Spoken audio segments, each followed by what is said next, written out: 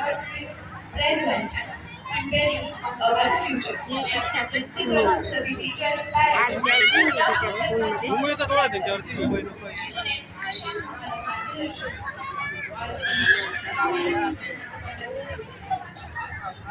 इकडे ईशा आहे बघा, इथं उभी राहिली.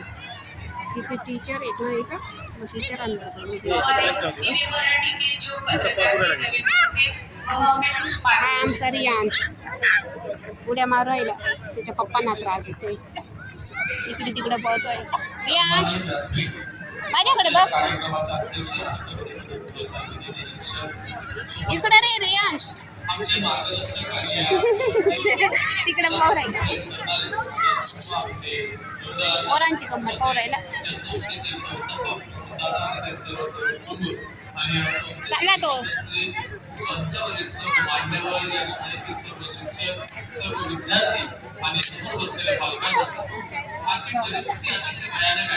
आणि अशा परिस्थितीत आपल्या मुलांनी लर्निंग मध्ये शिक्षण द्यावं की मी तुम्हाला सांगतो. गेल्या 2 महिन्यापूर्वी मालेगाव तालुक्यातील डोंगराळ येथे एका अल्पवयीन मुलीवरती एका तरुणाने हल्ला केला, अत्याचार केला आणि त्या मुलीचा जीव गेला. मागच्या महिन्यात सणाला आलं आणि खंदानाला एका मुलीवरती एका 70 वर्षीय नराधमाने अत्याचार केला. तो दिवस दूर नव्हता. मालेगाव आणि काल आपल्या कळवण तालुक्यातील पिंपळे येथे घडली. त्या पिंपळे येथे एका 12 वर्षीय मुलीवरती एका 15 वर्षीय विदेशी संघर्षित मुलाने अत्याचार केला.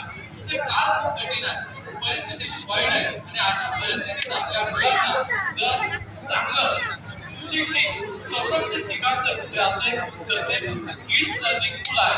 या विचाराने आम्ही कार्यक्रम स्कूल कसा असावा जिथे फक्त शिक्षण तर या सावित्रीच्या लेखींना समाज म्हणजे काय, आईवडील म्हणजे काय, पालक म्हणजे काय, शिक्षक म्हणजे काय, शिक्षक म्हणजे काय, या सगळ्या गोष्टींचं शिकवणारे स्कूल म्हणजे किड्स लर्निंग स्कूल आहे. आपल्या ग्रामीण भागात परिस्थितीचा विचार केला तर अतिशय मध्यमवर्गीय लोकांसाठी किंवा कुटुंबातील लोकांसाठी जर स्कूल असेल चांगला आणि दर्जेदार तर मला असं वाटतं आज सगळ्याच गोष्टींचा जर विचार केला तर राजकारणाचा स्तर तर इतका विसरलेला आहे. आपण एक लक्षात बघितलं की कुठल्या तरी एका पक्षाचं चिन्ह काढून दुसऱ्या पक्षाला देणं वगैरे इथपर्यंत ठीक होतं. हिंदू मुस्लिम असा राजकारणाचा खेळ चालू होता. आपल्याला 2 पार्ट्या माहिती होत्या की पण आता परिस्थिती असं आहे कोण कुणाबरोबर